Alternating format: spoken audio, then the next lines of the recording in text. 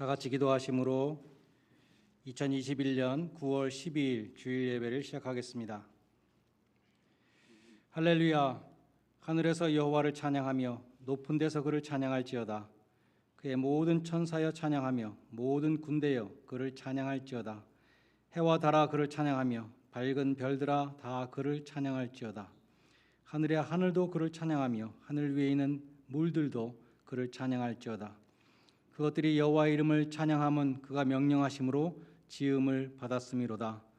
그가 또 그것들을 영원히 세우시고 패하지 못할 명령을 정하셨도다. 그가 그의 백성의 뿔을 높이셨으니 그는 모든 성도 곧 그를 가까이 하는 백성 이스라엘 자손의 찬양 받으실 이시로다. 아멘. 우리의 생명의 주인이 되시는 하나님 아버지, 예수님의 십자가 보혈로 저희들을 죄와 사망에서 건져주시고 그 구원의 기쁨 가운데 험한 세상을 승리하며 살게 하시니 감사드립니다. 그 크신 은혜와 사랑을 기억하며 주님이 정하신 날을 지키며 예배드립니다. 성삼위 하나님께서 친히 임재해 주시고 저희들의 예배를 통하여 홀로 영광 받아 주시옵소서.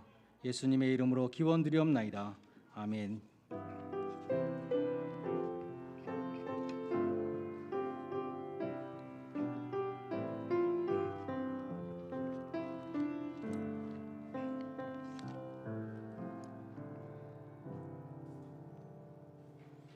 다 함께 일어나셔서 28장 찬송을 함께 부르시겠습니다.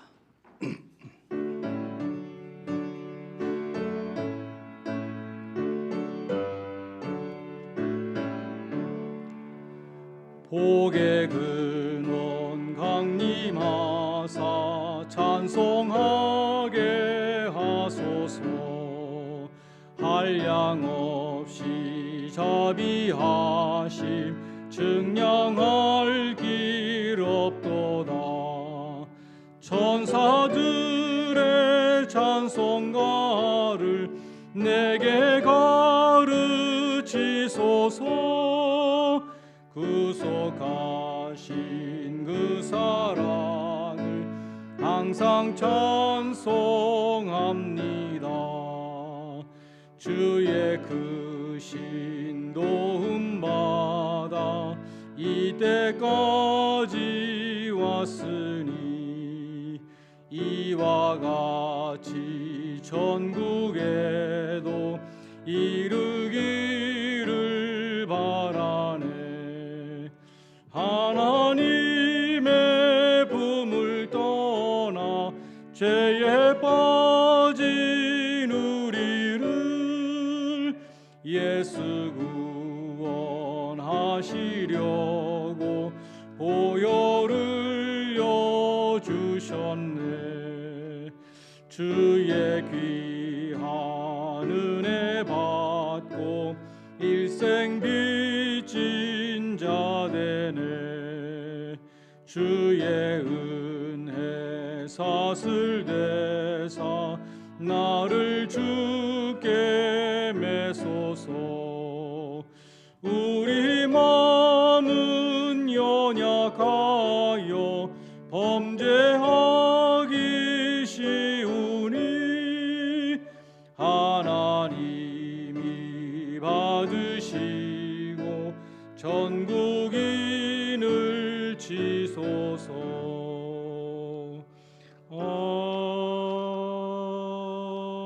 아멘. 교독문 제45번 시편 103편 말씀을 함께 교독하겠습니다. 내 영혼아 여호와를 송축하라. 내 속에 있는 것들아 다 그의 거룩하신 이름을 송축하라.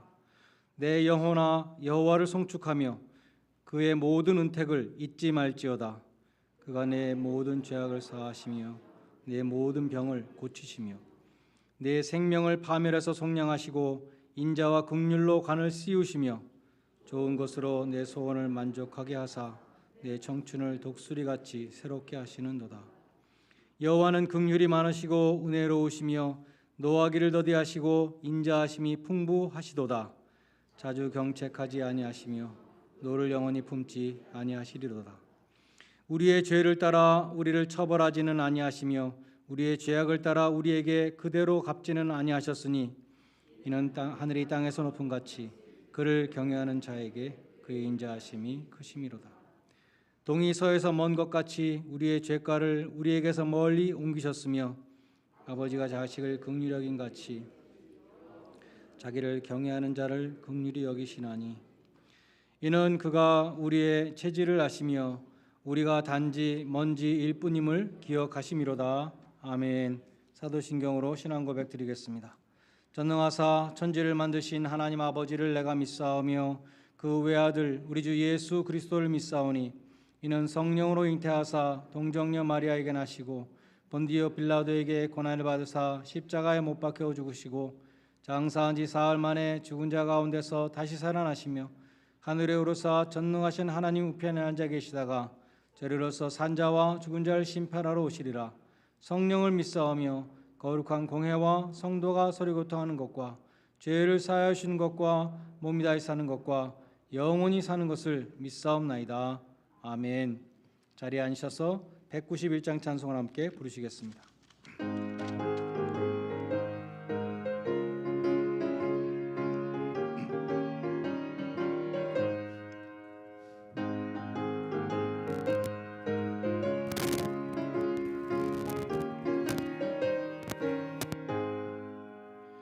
내가 매일 기쁘게 순례의 길 행함은 주의 발이 나를 안보함이요 내가 주의 큰 복을 받는 참된 비결은 주의 영이 함께함이라 성령이 계시네 할렐루야 함께하시네 좁은 길을 걸으며 밤낮 기뻐하는 것 주의 영이 함께함이라 전에 죄에 빠져서 평안함이 없을 때 예수 십자가의 공로 힘입어 그 발 아래 엎드려 참된 평화 얻음은 주의 영이 함께함이라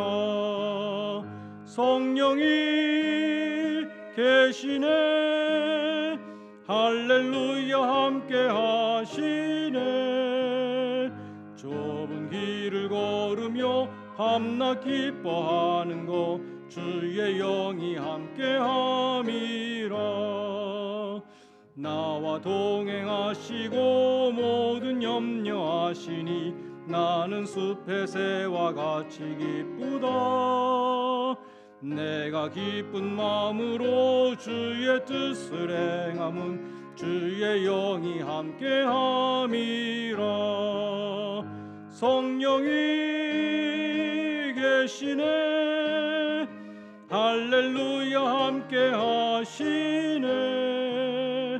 좁은 길을 걸으며 밤낮 기뻐하는 것 주의 영이 함께함이라 세상 모든 욕망과 나의 모든 정욕은 십자가에 이미 못을 박았네 어두운 밤이 지나고 어두운 짐 벗으니 주의 영이 함께함이라 성령이 계시네 할렐루야 함께하시네 좁은 길을 걸으며 밤낮 기뻐하는 것 주의 영이 함께함이라 김병진 집사님의 인도로 함께 기도하시겠습니다.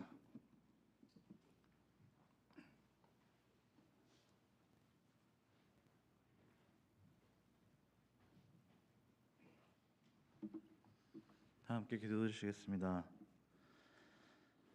하나님 아버지, 늘 변함없이 우리를 사랑하시고 항상 눈동자같이 지키시며 우리와 동행하시기를 원하시는 주님의 은혜를 감사드립니다.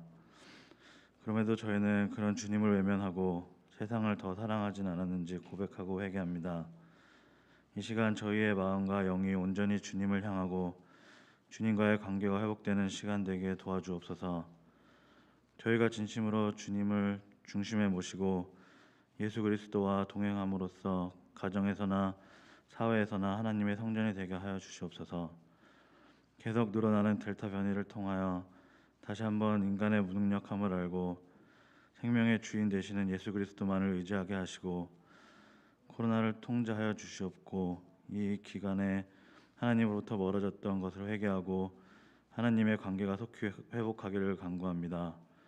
저희 중앙 한인교회를 위하여 기도합니다. 주님의 몸 되신 교회를 위하여 여러 모양으로 섬기는 손길들을 기억하여 주시옵소서. 하나님이 채워주시는 힘과 지혜로 섬기며 오직 주님의 영광만이 드러나게 하여 주옵소서. 우리 교회 목자로 세워주시고 오늘 말씀을 전하시는 조은열 목사님을 기억하여 주시어 양육간에 강건하게 하여 주시고 전하시는 말씀에 성령의 능력을 더하여 주옵소서. 저희들이 한 마음으로 드리는 이 예배를 기뻐 받아 주시고 예배 드리는 우리의 마음을 감사와 은혜로 채워 주옵소서. 이어지는 모든 예배 시간 가운데 아버지께서 온전한 주인 되어 주시고 살아계신 예수 그리스도의 이름으로 기도드렸습니다. 아멘.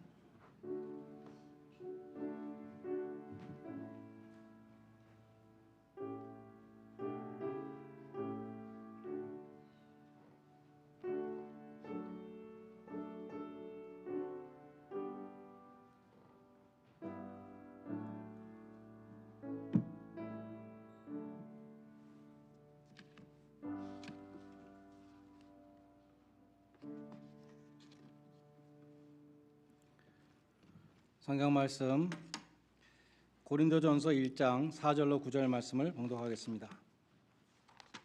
고린도전서 1장 4절로 9절 말씀 제가 봉독합니다.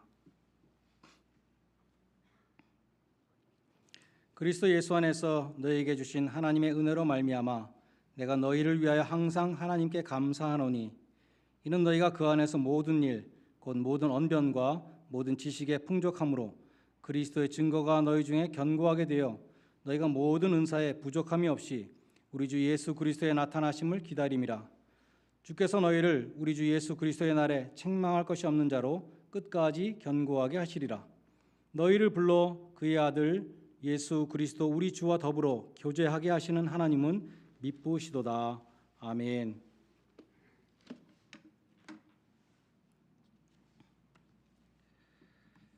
지난주일부터 고린도전서를 강해하고 있습니다. 지난주에는 인사말이었죠. 1절과 3절. 오늘 본문은 감사입니다. 고린도 교회에 대해서 하나님께 감사했습니다. 그리스도 예수 안에서 너희에게 주신 하나님의 은혜를 인하여 내가 너희를 위하여 항상 하나님께 감사하노니. 그리스도 예수 안에서 하나님이 고린도 교회에 주신 은혜를 감사한다. 다시 말해서 고린도 교회가 잘한 것들에 대해서 고린도 교회에 감사하는 것이 아니고 10절 이하에 보면 사실 고린도 교회는 많은 문제가 있었고 두통거리였고 책망받을 것이 많은 교회였습니다. 걱정되는 소식이 많이 들려오는 교회였지만 그럼에도 바울은 먼저 고린도 교회를 향하는 하나님의 은혜에 감사했습니다. 바울은 많은 문제가 있었던 교회 그리고 또 그 문제들을 지금 바로잡기 위해서 편지를 쓰고 있는 바로 그 교회에 대해서 하나님께 감사했습니다. 그 모든 어려움에도 불구하고 바울은 고린도 교회를 하나님이 세우신 세상에 세우신 하나님의 교회로 보았던 것입니다. 디트리히 본헤퍼라는 독일의 유명한 신학자가 있죠. 라이프 투게더라는 책에서 이렇게 말했습니다. 하나님이 당신을 보내신 공동체가 비록 큰 경험과 눈에 띄는 풍성함이 없고 매우 약하고 믿음이 적고 어려움이 많다 하더라도 날마다 감사하지 못하고 반대로 모든 것이 기대보다 훨씬 못하고 보잘것없다고 불평을 계속한다면 하나님이 우리 모두를 그리스도 안에서 풍성하게 자라게 하시는 것을 방해하는 것이다. 그렇게 말을 했습니다. 감사하지 못하는 사람은 저주받은 사람이라는 말이 있습니다. 마음속에 원망과 불평만 있는 사람은 얼마나 불행한 사람입니까? 가정을 주신 하나님께 감사가 없고 원망만 있는 가정은 얼마나 불행한 가정입니까? 여러분은 배우자를 주신 하나님께 얼마나 감사하십니까? 부모님과 자녀들에 대해서 하나님께 얼마나 감사를 표하십니까? 감사합니다는 천국 방언이라 그러죠.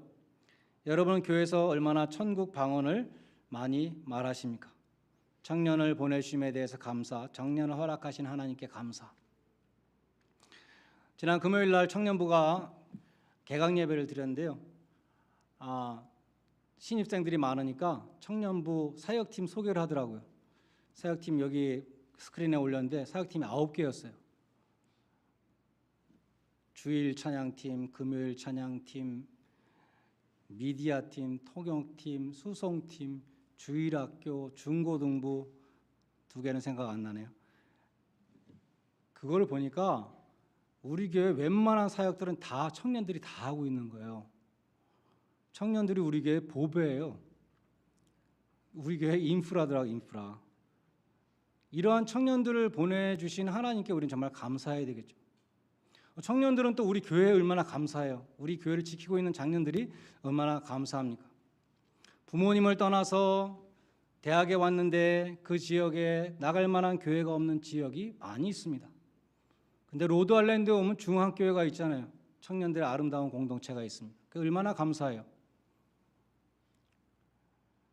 요즘은 한국말 거의 못하는 청년들도 많이 와요. 대학생쯤 되면 자기의 아이덴티티를 다시 돌아보는 거예요. 내가 한국 사람이구나 깨닫고 미국 교회도 많이 있지만 한국 교회로 오는 거예요.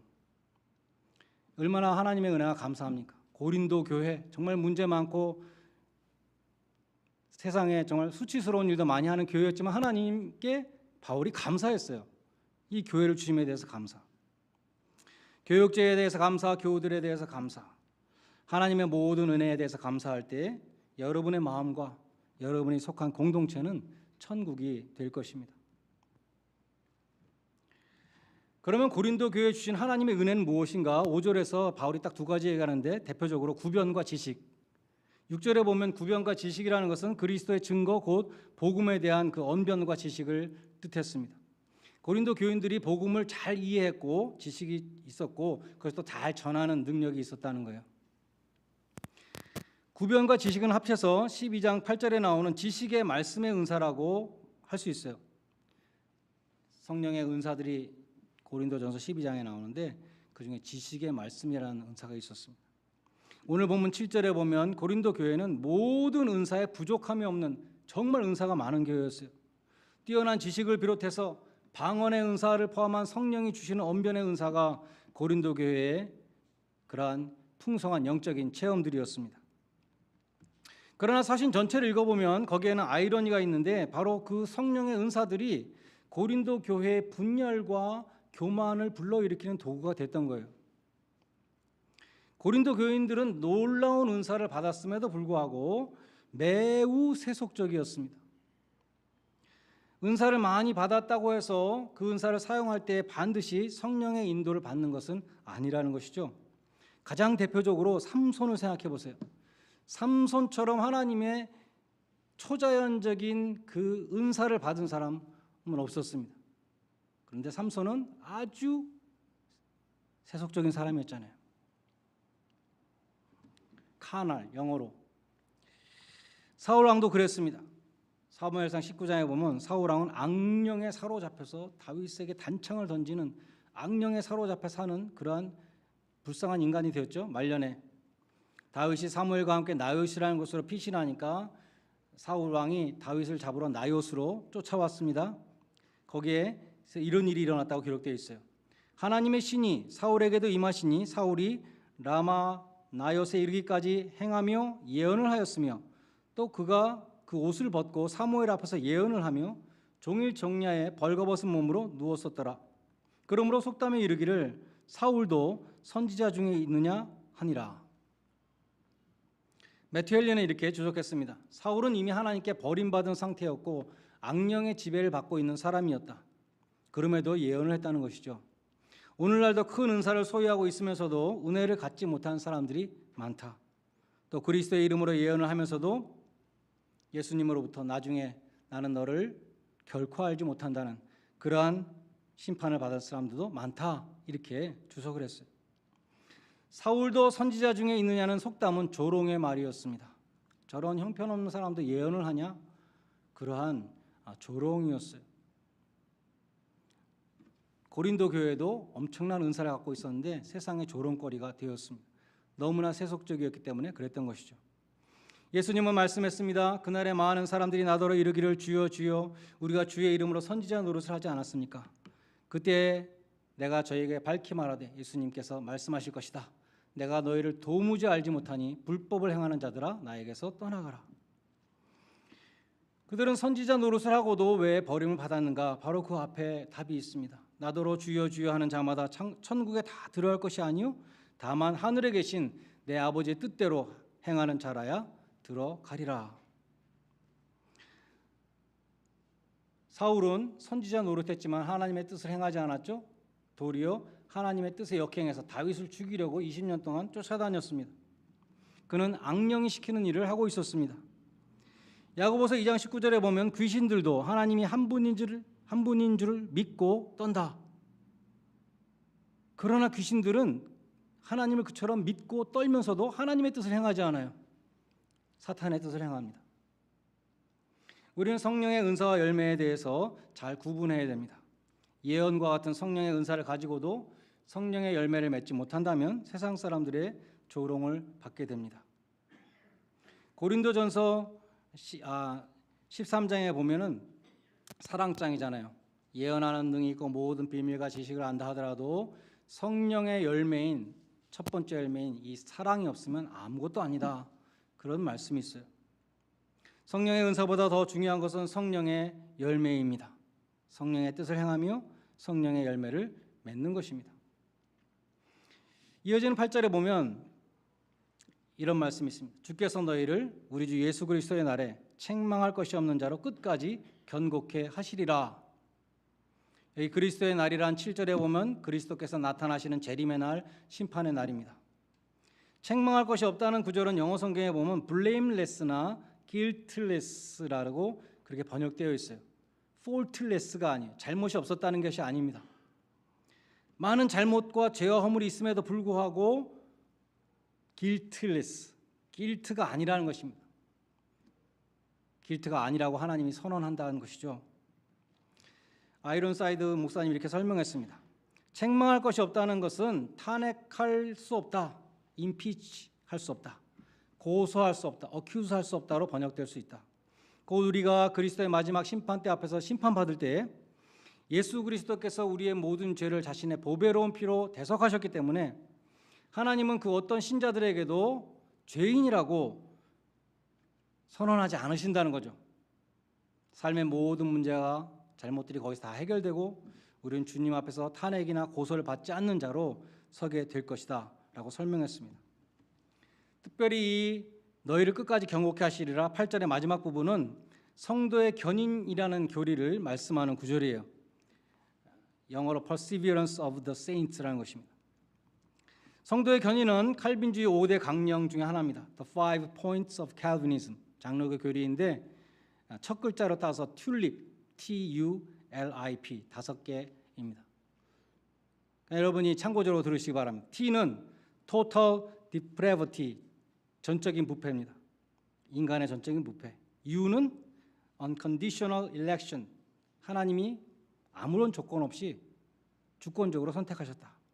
L은 Limited Atonement, 예수님의 제한 속죄, 모든 사람을 위해서 피를 흘리신 것이 아니라 하나님이 택하신 자들을 위해서 피를 흘리셨다는 것이죠.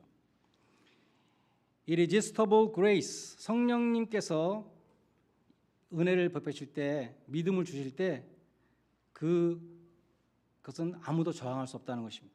마지막으로 Perseverance of the Saints, 성도의 견인입니다. 이 5가지를 간단히 요약하면 인간은 전적으로 부패했기 때문에 자유의지로 구원받을 능력이 없다는 것입니다. 그래서 하나님은 당신의 주권적인 선택으로 구원받을 사람들을 만세전에 선택하셨고 예정하셨고 예수님은 그 사람들을 위해서 제한적으로 속죄의 피를 흘리셨으며 성령님도 그 사람들에게 저항할 수 없는 부르심의 은혜를 주시며 하나님은 그 사람들을 끝까지 천국으로 이끄신다는 것입니다.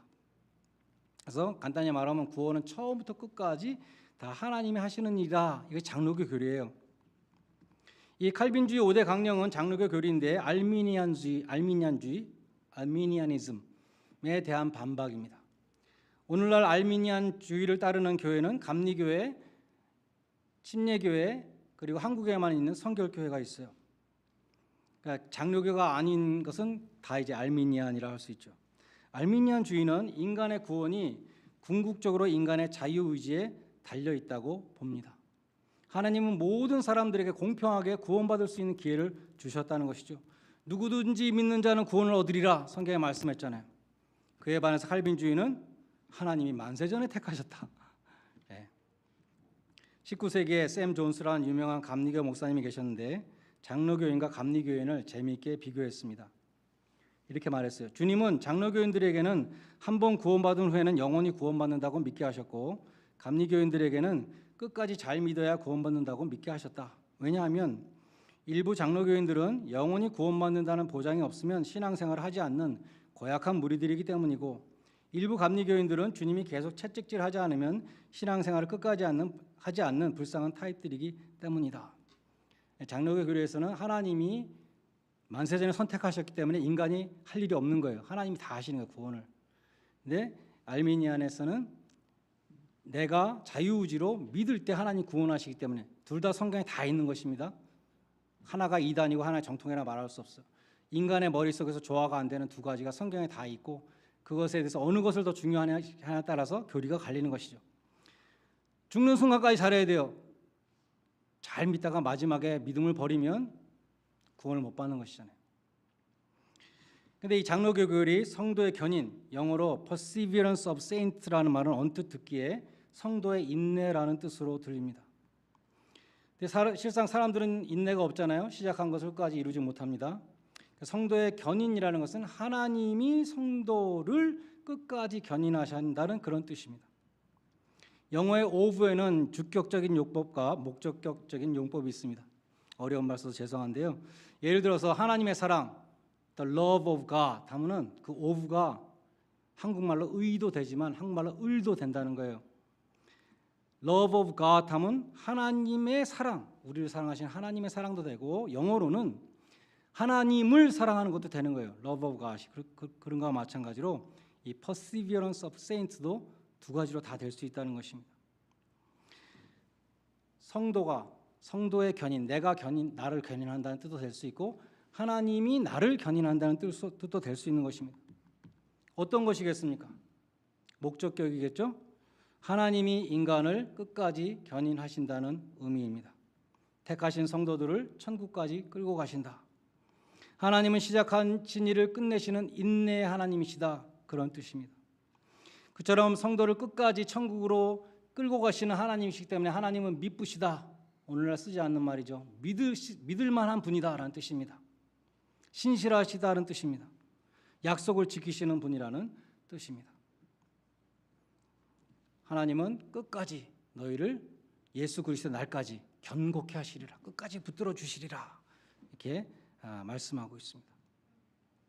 마지막으로 하나님은 우리로 하여금 주 예수 그리스도로 더불어 교제케 하시는 분이다. 9절에 말씀합니다. 여기 교제는 영어로 펠로우십이고 헬라어로는 코이노니아인데 베르넌 맥지 목사님은 파트너십이라고 번역했어요. 파트너십. 주님과 우리는 파트너다. 파트너가 된다는 것은 첫째, 주님과 모든 소유를 같이 한다는 것이고 둘째, 주님과 관심사가 같다는 것이고 셋째, 서로 돕는 관계라는 것이다. 그렇게 설명을 했습니다.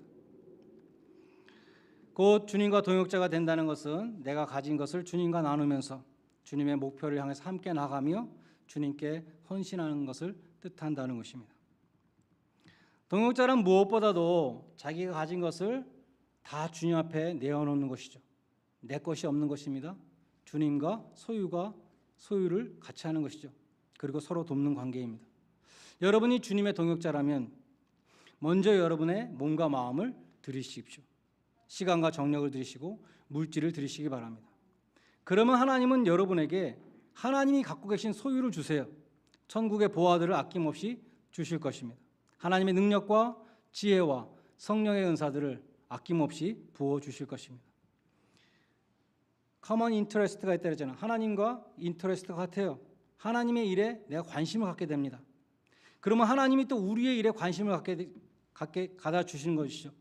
우리의 가정, 우리의 사업 앞길을 보살펴 주십니다. 하나님의 일을 더 잘할 수 있도록 축복해 주십니다. 이것이 하나님의 일을 함께하는 동역자에게 주시는 축복인 것입니다. 또 성경을 보면 하나님의 동역자가 된다는 것은 하나님의 벗이 되는 것이다. 하나님의 친구가 되는 것이다 라고 말씀합니다. 야고보서 2장 23절에 보면 아브라함은 하나님의 벗이었다라고 그렇게 기록되어 있어요. 하나님은 아브라함에게 감추는 것이 없이 다 말씀하셨습니다. 미래의 언약들을 말씀해 주셨고 하늘의 별과 같은 많은 자손을 주시겠다고 말씀하셨고 400년 동안 애굽에서 종살이 하다가 해방될 것이라고 말씀하셨고 심지어 소돔성을 멸하러 가실 때에도 내가 하려는 일을 아브라함에게 숨기겠느냐 하시면서 롯이 살고 있었던 소돔성의 멸망을 알려주셨습니다. 예수님도 요한복음 15장 15절에서 말씀하시기를 이제부터는 너희를 종이라 하지 아니하리니 종은 주인의 하는 것을 알지 못함이라. 너희를 친구라 하였노니 내가 내 아버지께 들은 것을 다 너희에게 알게 하였음이니라. 예수님은 천국의 비밀을 숨김없이 다 말씀해 주셨습니다. 우리가 종이 아니고 친구이기 때문인 것이죠. 우리 인간 사이의 교제도 그렇지 않습니까? 친구란 어떤 것입니까? 대화하고 서로 나누는 관계입니다. 부부 사이에도 말 못하는 고민도 친구에게는 말할 수 있는 것이죠. 털어놓은 비밀을 미끼로 괴롭히는 사람은 친구가 아니겠죠. 친구라면 같이 아파하고 자기 일처럼 걱정해 줍니다. 친구는 말도 안 되는 푸념도 다 받아줍니다. 친구 사이에는 체면이 없습니다. 가식도 없습니다. 숨김없이 마음을 다 여는 것이 친구잖아요. 하나님과 교제한다는 것이 바로 그런 것입니다. 하나님이 우리를 벗으로 삼으셨다는 것이 바로 그런 것입니다. 우리는 하나님께 마음속에 있는 모든 것을 쏟아부을 수 있습니다. 그것이 기도입니다. 하나님 앞에서는 비밀도 없고 체면도 없습니다. 하나님이 우리의 기도를 다 들으신다고 성경은 말씀해요. 요한일서 5장 14절에 그를 향하여 우리의 가진 바 담대한 것이 이것이니 그의 뜻대로 무엇을 구하면 들으심이라. 들으신다는 담대함이 있습니다. 히브리서 11장 6절은 누구든지 하나님께 나아가는 자는 저가 계신 것과 자기를 찾는 자에게 상 주시는 이심을 믿어야 할지니라. 그런 자를 하나님 기뻐하신다고 말씀합니다.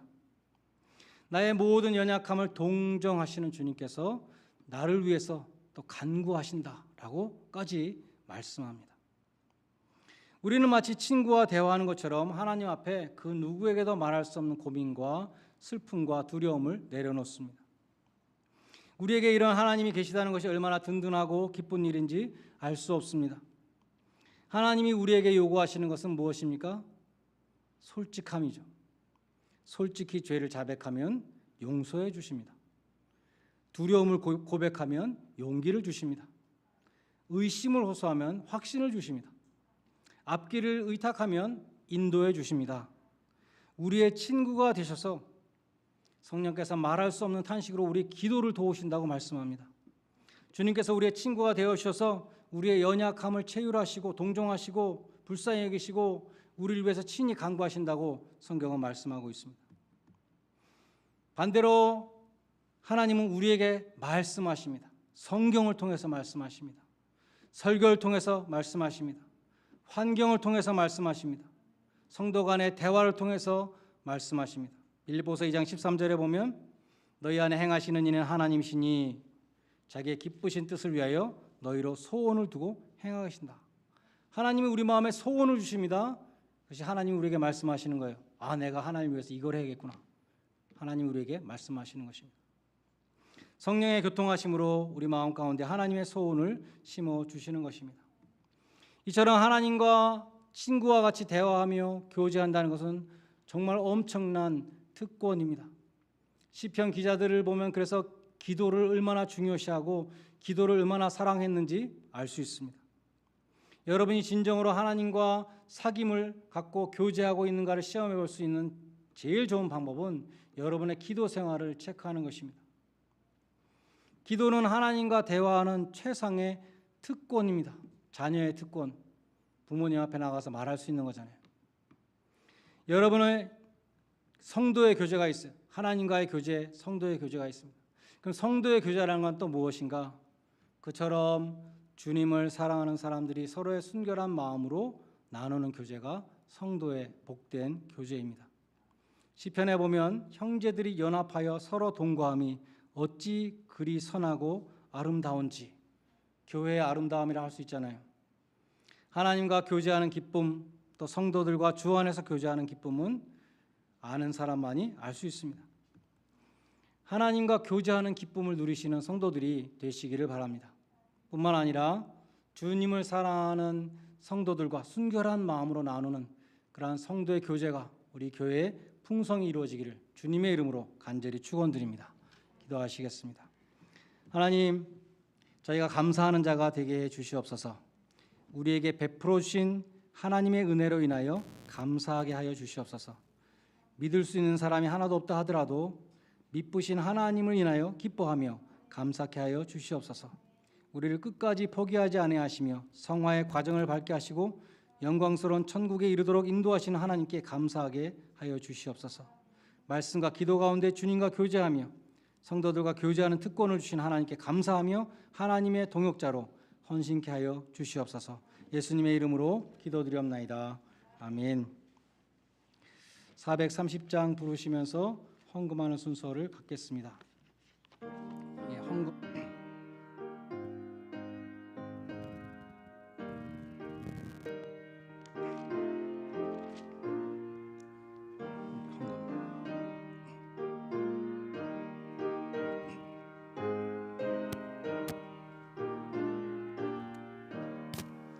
주와 같이 길 가는 것 즐거운이라닌가. 우리 주님 걸어가시 발자취를 밟겠네.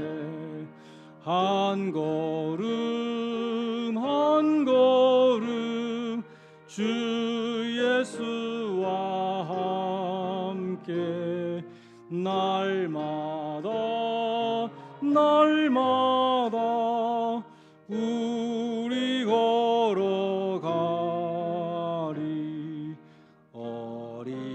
어린아이 같은 우리 미련하고 약하나 주의 손에 이끌리어 생명길로 가겠네.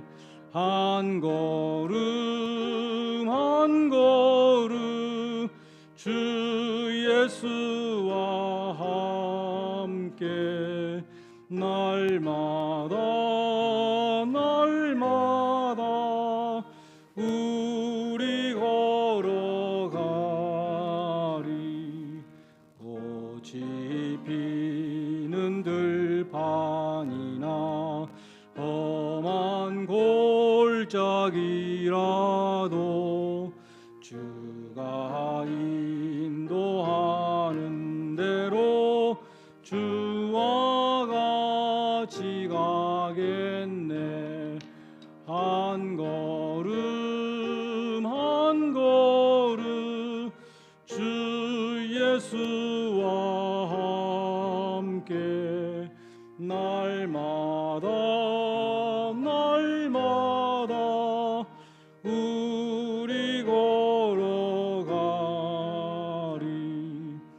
왼 던지자 에녹같이 우리들도 천국에 들려 올라갈 때까지 주와 같이 걷겠네. 한 걸음 한 걸음 주 예수와 함께 날마다 날마다 우리 걸어가리. 아멘.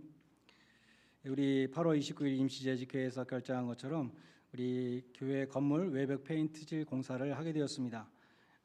내일부터 일주일간 진행되는데 날씨는 대충 괜찮은 것 같아요. 비가 계속 오면 곤란할 것 같았는데 우리 예산은 7,000불 정도 됩니다.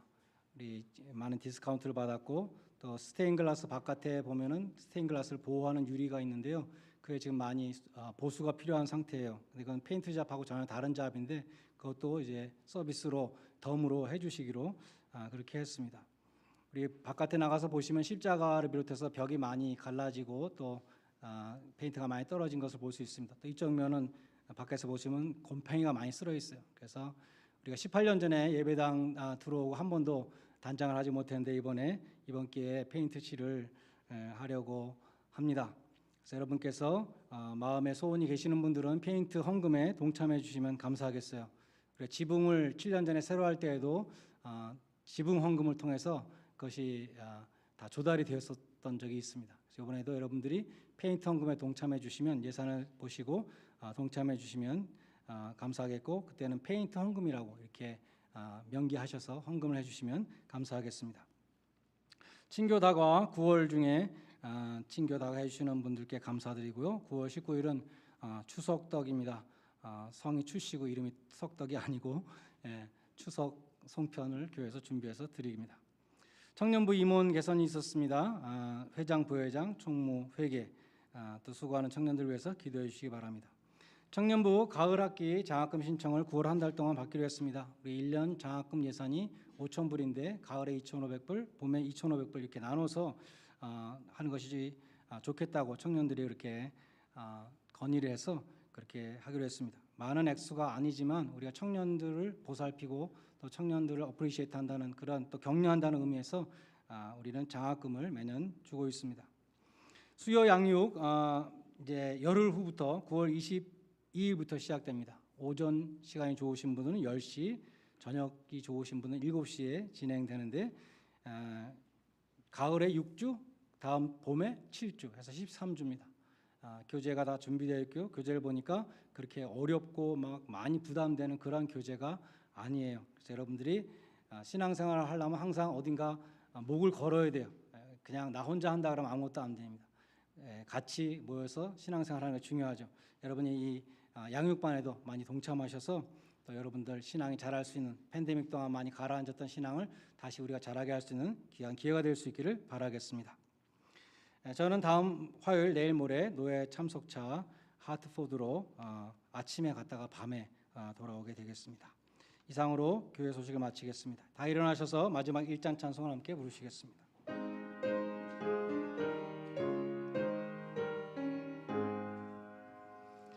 만복의 근원 하나님 온 백성 찬송 드리고 저천사여 찬송하세 찬송 성부 성자 성령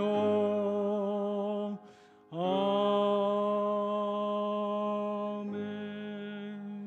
감사하신 주님, 하나님의 백성된 저희들에게 구원의 복음을 주시며 기업을 허락하시고 소득을 주심을 감사드립니다. 주님 앞에 예배드릴 때에 베풀어 주신 은총에 감사드리며 정성으로 준비한 예물을 봉헌합니다. 아벨의 예물을 연락하셨던 것과 마찬가지로 저희의 제물도 기뻐 받아주시고 하나님의 선한 사업에 사용하여 주시옵소서. 10의 1을 성별하는 손길을 기억하시고 감사의 제목과 기도의 제목에 응답하여 주시며 하나님의 말씀에 순종함으로 땅에서도 잘되고 꾸어줄지언정 꾸이지 아니하는 복된 성도들이 되게 하여 주시옵소서. 우리 교회의 재정도 늘 채워주셔서 주신 사명들을 힘있게 감당하고도 남음이 있을 수 있도록 도와주시옵소서. 이제는 심판주로 다시 오실 주 예수 그리스도의 은혜와 우리를 책망할 것이 없는 자로 끝까지 경고케 하시는 하나님 아버지의 사랑과 모든 은사를 부족함이 없이 부어주시는 성령의 교통하심이 주님의 동역자로 주님의 뜻을 행하기 소원하는 주의 모든 백성들 위해 이제로부터 영원까지 함께 있을지어다. 아멘.